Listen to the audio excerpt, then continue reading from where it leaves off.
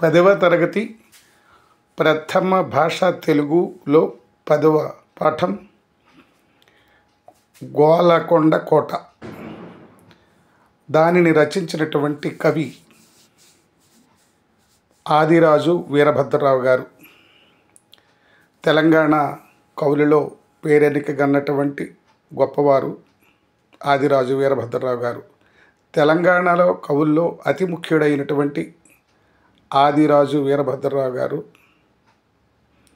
వీరి రచనలు తెలంగాణ సాహిత్యాన్ని, సాహిత్య గొప్పతనాన్ని తెలియచేశాయి.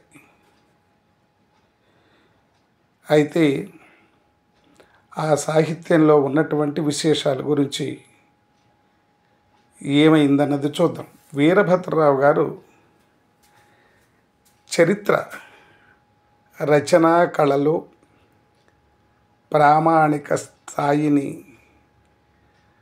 అందుకున్నారు.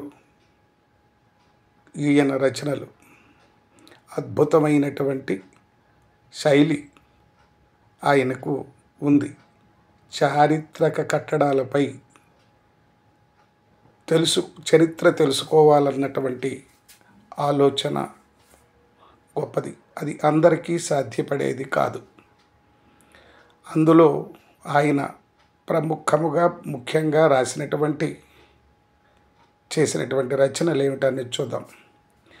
1 ప్రాచీనాంధ్ర నగరములు, ఇది మొట్టమొదటిది.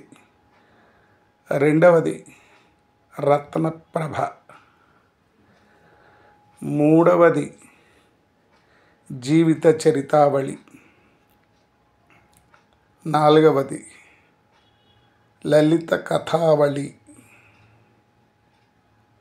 5వది నవ్వుల పువ్వులు. 6వది మిఠాయి చెట్టు. 7వది జీవిత చరిత్రలు. 8వది షితాబ్ ఖాన్ రచనలు ఈయన చేశాడు. ఇవి అతి ముఖ్యమైనటువంటి ప్రాచుర్యాన్ని పొందినటువంటి రచనలు. సంగ్రహాంధ్ర విజ్ఞాన కోశలం ఈయన 50 వ్యాసాలు రాశాడు. గ్రీకు పురాణ కథలు కూడా ఈయన రాయడం జరిగింది. ఇవి తెలంగాణ చరిత్రకు ఎంతగానో ఉపయోగపడ్డాయని మనం చెప్పవచ్చు.